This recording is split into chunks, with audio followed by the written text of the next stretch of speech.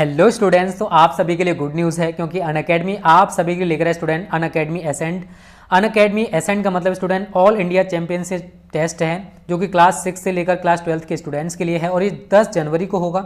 और आप टेस्ट देकर इस स्कॉलरशिप्स भी जीत सकते हो 5 लाख रुपए तक के। और कैसे आप फ्री ऑफ कॉस्ट एनरोल कर सकते हो ये भी मैं आपको बताने वाला हूँ स्टूडेंट्स। ओके, हेलो स्टूडेंट्स, तो आप नीचे डिस्क्रिप्शन में जो लिंक है उन पर क्लिक करोगे तो आपको ये पेज शो होने लगेगा।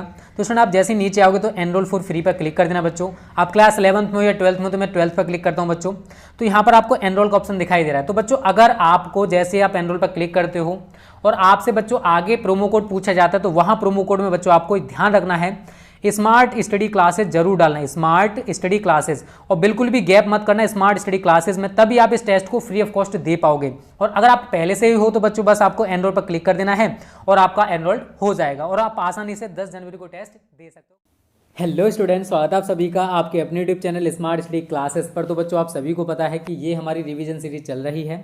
इससे पहले मैं आपको कवि और लेखकों के जीवन परिचय, साहित्यिक परिचय कृतियाँ पढ़ा चुका हूँ। उम्मीद करता हूँ स्टूडेंट वो बहुत अच्छे से क्लियर हो गए होंगे। तो स्टूडेंट अब हम करेंगे ग्रामर वाला जो पोर्शन है उसको डिस्कस, ठीक है। क्योंकि अगर हम हिंदी पार्ट 1 की बात करें तो गद्यांश पद्यांश ये हम आपको लास्ट टाइम पे कराएंगे जिससे कि आपके समझ में बहुत अच्छे से आ जाए और ट्रिक से आप करके आ सकें। संस्कृत वाला पोर्शन है उसे हम जल्दी ही स्टार्ट करने वाले हैं क्योंकि संस्कृत में स्टूडेंट आपको दिक्कत हो सकती है थोड़ी सी, क्योंकि जैसे हिंदी टू इंग्लिश ट्रांसलेशन होता है उसी प्रकार से संस्कृत से हिंदी बनाना होता है, बट उसके इतने ज़्यादा रूल्स नहीं है, टेंशन मत लो। कुछ इंपॉर्टेंट होते हैं, संस्कृत के श्लोक हो गए या फिर संस्कृत का गद्यांश वाला पोर्शन हो गया, वो हम आपको बता देंगे, टेंशन मत लो। तो स्टूडेंट अभी मैं आपको बताने वाला हूँ 50 महत्वपूर्ण मुहावरे एवं लोकोक्तियाँ जो कि बोर्ड एग्जाम 2021 के लिए बहुत ही ज़्यादा इंपॉर्टेंट है। इसलिए वीडियो को लास्ट तक देखना, थोड़ी सी बड़ी हो सकती है यार बट कोई दिक्कत नहीं, फिर भी देख लेना, ठीक है। तो स्टूडेंट आज का हमारा पहला मुहावरा है और थोड़ा फास्ट पढ़ाने की कोशिश करूंगा बच्चों, ठीक है ना, क्योंकि बड़ी वीडियो हो जाएगी तो भी आप पूरा नहीं देखोगे। अपनी खिचड़ी अलग पकाना, इसका मतलब होता है बच्चों सबसे अलग काम करना। अगर कोई भी काम आप सबसे अलग कर रहे हो तो इसका मतलब कि आप अपनी खिचड़ी अलग पका रहे हो। वाक्य प्रयोग आप अपने अकॉर्डिंग भी कर सकते हो, नहीं तो हमने यहाँ पर बता दें बच्चों वैसा भी आप लिख के आ जाना। राहुल हमेशा अपनी खिचड़ी अलग पकाता है, मतलब राहुल कोई लड़का है और हमेशा वो दूसरों से अलग ही काम करता है, तो हमने यहाँ पर बोला है राहुल हमेशा अपनी खिचड़ी अलग पकाता है। दूसरा बच्चों आंखों में धूल झोंकना, धोखा देना। इस टाइम अगर आप नहीं पढ़ रहे हो तो आप अपनी आंखों में धूल झोंक रहे हो, ना कि अपने पेरेंट्स की आंखों में, क्योंकि भविष्य आपका खराब होगा अगर आप नहीं पढ़ोगे तो, और पढ़ लिख कर कुछ बन जाओगे तो आप खुद ही बनोगे। तो वाक्य प्रयोग है दीपक ने मेरी आंखों में धूल झोंक दी, मतलब दीपक कोई लड़का, उसने मेरे को धोखा दे दिया। अगला है बच्चों अंगारे सिर पर धरना, इसका मतलब होता है विपत्ति मोल लेना, मतलब कोई परेशानी में खुद पड़ जाना। वाक्य प्रयोग है तुमने सुमित से झगड़ा करके स्वयं ही अंगारे सिर पर धर लिए हैं। अगला बच्चों अंगूठा दिखाना, इसका मतलब होता है इनकार करना। वाक्य प्रयोग है मोहन ने मेरे साथ आगरा जाने से अंतिम क्षणों में अंगूठा दिखा दिया, मतलब मेरे से मना कर दिया एकदम लास्ट टाइम पे, वो मेरे साथ जाने वाला था बट लास्ट टाइम उसने अंगूठा दिखा दिया, मुझसे मना कर दिया, इनकार कर दिया। अंधे की लाठी होना, एकमात्र सहारा होना। आप सभी ने श्रवण कुमार की कहानी जरूर पढ़ी होगी। श्रवण कुमार अपने माता पिता की अंधे की लाठी थे, मतलब एकमात्र सहारा थे। तो यहाँ पर दीपक, मैंने कोई एग्जाम्पल, यहाँ पर आप कुछ भी ले सकते हो। दीपक अपने माता पिता की अंधे की लाठी है। अगला बच्चों अंबर के तारे गिनना, इसका मतलब जब आपको नींद नहीं आती है ना तो हम कहते हैं कि आप अंबर के तारे गिन रहे हो, मतलब आपको नींद नहीं आ रही, नींद ना आना, ठीक है। वाक्य प्रयोग है बच्चों तुम्हारे जाने के बाद मैं रात भर अंबर के तारे गिनता रहा, मतलब कोई फ्रेंड है वो चला गया उसके बाद उसको नींद ही नहीं आई पूरी रात, ठीक है। अगला बच्चों अक्ल का अंधा, इसका मतलब होता मूर्ख। राम तो अक्ल का अंधा है, उसे कितना भी समझाओ मानता ही नहीं है। तो राम क्या है, मतलब राम कोई लड़का है वो एकदम मूर्ख है, उसको कितना भी समझो उसकी समझ में बिल्कुल नहीं आता है। अगला बच्चों अपना उल्लू सीधा करना, इसका मतलब होता है अपना काम निकालना। अगर आप अपना काम निकालने के लिए किसी को कितना भी पागल बना सकते हो तो उसका मतलब है कि आप अपना उल्लू सीधा करना चाहते हो। वाक्य प्रयोग है सोहन अपना उल्लू सीधा करने के लिए कुछ भी कर सकता है, कुछ भी कर सकता है अपना काम निकालने के लिए वो। अगला बच्चों अधजल गगरी छलकत जाए, ये तो खैर कहावत एकदम ट्रू है। अज्ञानी पुरुष ही अपने ज्ञान की सेखी बघाड़ते हैं। वाक्य प्रयोग है पांचवी फेल गोविंद अपनी विद्वता की बड़ी बड़ी बातें करता है, आखिर करे क्यों ना, अधजल गगरी छलकत जाए, मतलब गोविंद 5वीं फेल है बट वो इतना महान बनने की कोशिश करता है, इतना विद्वान बनने की कोशिश करता है कि पूछो मत। तो वही कहावत यहाँ पर फिट होती है कि अधजल गगरी छलकत जाए। अगला बच्चों अंगारे बरसना, इसका मतलब है अत्यधिक गर्मी पड़ना। तो मई जून में आपने देखा होगा कि दोपहरी में अंगारे बरसना मतलब बहुत ज़्यादा गर्मी पड़ती है। तो वाक्य प्रयोग बच्चों मई जून की दोपहरी में अंगारे बरसते मतलब अत्यधिक गर्मी पड़ती है।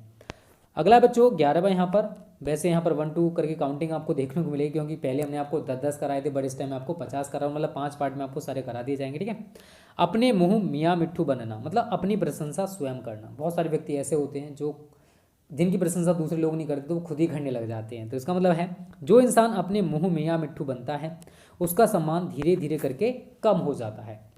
अपने पैरों पर खड़ा होना, एक दिन आपको भी अपने पैरों पर खड़ा होना पड़ेगा, आपको भी कुछ ना कुछ करना पड़ेगा, उसका मतलब स्वावलंबी होना। वाक्य प्रयोग है, जब तक लड़का अपने पैरों पर खड़ा ना हो जाए तब तक उसकी शादी नहीं करनी चाहिए। ये बात तो फैक्ट है कि जब तक कोई भी एकदम परफेक्ट तरीके से सेटल ना हो जाए लाइफ में तब तक उसकी शादी नहीं करनी चाहिए। ठीक है, अगला बच्चों, आ बैल मुझे मार, जानबूझकर विपत्ति मोल लेना। वाक्य प्रयोग है, मोहन से लड़ाई करके विपिन ने आ बैल मुझे मार वाली बात कर दी। मतलब मोहन से लड़ाई की विपिन ने और उसके बाद वही कहावत है कि उसने जानबूझकर विपत्ति मोल ले ली। अगला है बच्चों, आकाश पाताल एक करना, मतलब अत्यधिक प्रयास अथवा परिश्रम करना। इस टाइम बच्चों आपको आकाश पाताल एक करना पड़ेगा, बहुत ही ज़्यादा मेहनत करनी पड़ेगी अगर आपको बोर्ड एग्जाम्स में अच्छा स्कोर करना है, अच्छे नंबर लाने हैं तो, क्योंकि एक हाथ से ताली नहीं बजती है। हम कितना भी प्रयास करें, कितनी मेहनत करें, लेकिन जब तक आप खुद मेहनत नहीं करोगे बच्चों तब तक कुछ नहीं होने वाला है। वाक्य प्रयोग है, मोहन ने परीक्षाओं में अच्छे नंबर लाने के लिए आकाश पाताल एक कर दिया था। तो इसी तरीके से आपको भी आकाश पाताल एक करना पड़ेगा, मतलब अत्यधिक मेहनत करनी पड़ेगी। अगला है बच्चों, आंख का तारा अत्यधिक प्यारा। तो आप सभी अपने माता पिता के आंख के तारे होते हो, आप सभी को पता है, आपके पेरेंट्स आपसे बहुत ज़्यादा लव करते होंगे। ठीक है, तो वाक्य प्रयोग है, रोहन अपने माता पिता का आंख का तारा है। ठीक है बच्चों, अगला बच्चों, आंखों में धूल झोंकना, मतलब धोखा देना। राम पढ़ाई ना करके अपने माता पिता की आंखों में धूल झोंक रहा है, तो आप ऐसा मत करना, आप समझदार हो, अपने माता पिता की आंखों में धूल मत झोंकना। नुकसान उनका नहीं होगा बच्चों, अगर फ्यूचर डिस्ट्रॉय होता है, फ्यूचर बेकार होता है तो आपका नुकसान होने वाला है। अगला है आग में घी डालना, इसका मतलब है क्रोध अथवा झगड़े को और अधिक भड़का देना।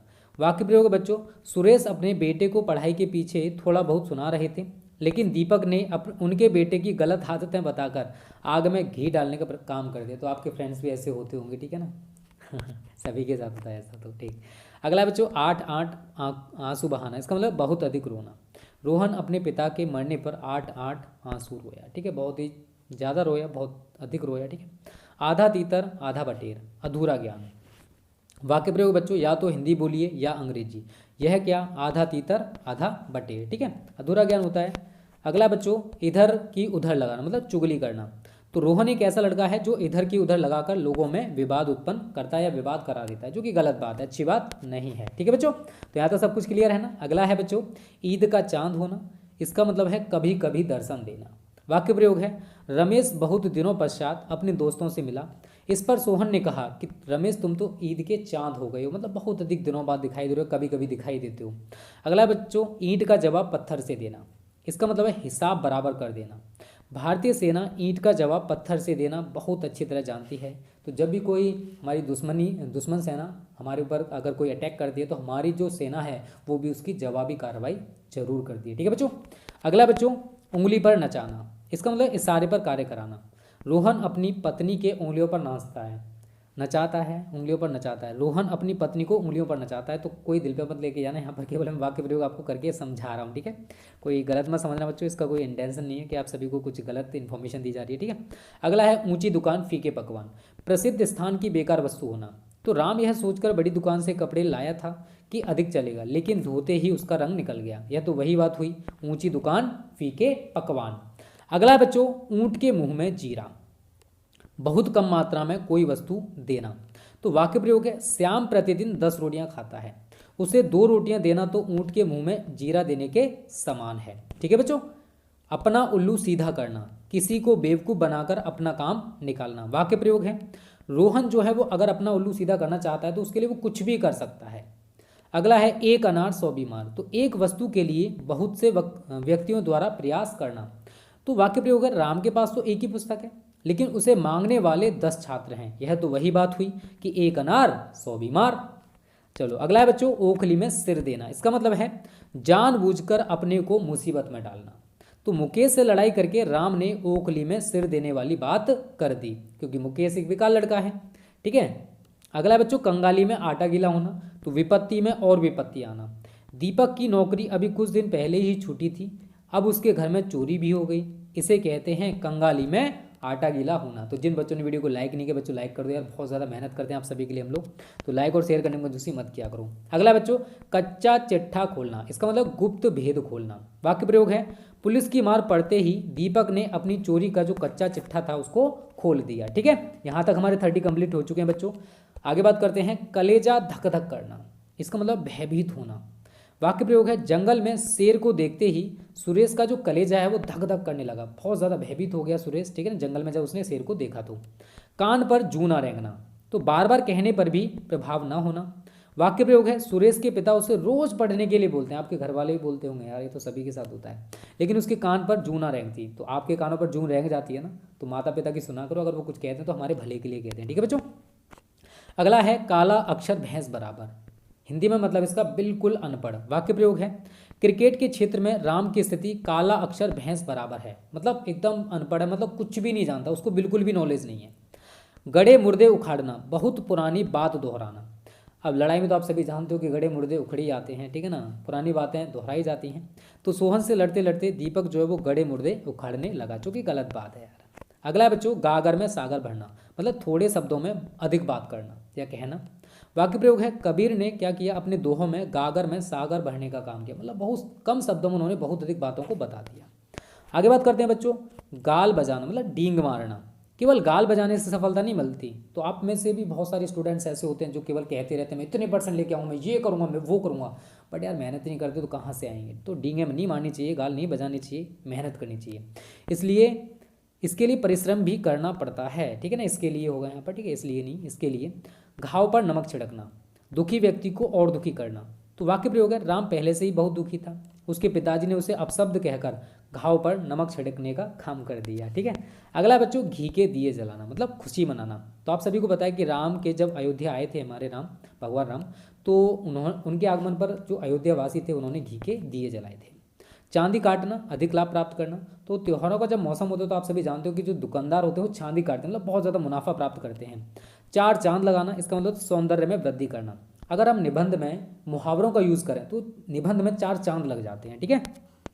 तो बच्चों अब बात करते हैं, अगला है छाती पर सांप लूटना, मतलब ईर्ष्या से हृदय जल उठना। तो राम की सफलता देखकर सोहन की छाती पर सांप लूटने लगे। तो यार किसी की सक्सेस से हमें कभी भी जलना नहीं चाहिए, बल्कि उससे सीखना चाहिए कि उसने हार्डवर्क किया और आज वो सक्सेस है। ठीक है ना, तो आप सभी हार्डवर्क करो, आप भी सक्सेस हो सकते हो। तिल का ताड़ करना, मतलब छोटी सी बात को बड़ा बनाना। बात तो बहुत छोटी सी थी, किंतु उन्होंने तिल का ताड़ करके आपस में झगड़ा करा दिया। अगला बच्चों, दांत खट्टे करना, हरा देना। भारतीय सैनिकों ने कारगिल युद्ध में पाकिस्तानी सैनिकों के दांत खट्टे कर दिए थे, आप सभी को भी पता होगा। दांतों तले उंगली दबाना, मतलब आश्चर्यचकित होना। राम की बहादुरी देखकर उसके जो पिताजी हैं उन्होंने क्या किया, दांतों तले उंगली दबा ली, मतलब एकदम आश्चर्यचकित हो गई कि ऐसा भी ये कर सकता है। अगला बच्चों, दाल ना गलना, मतलब युक्ति में सफल ना होना।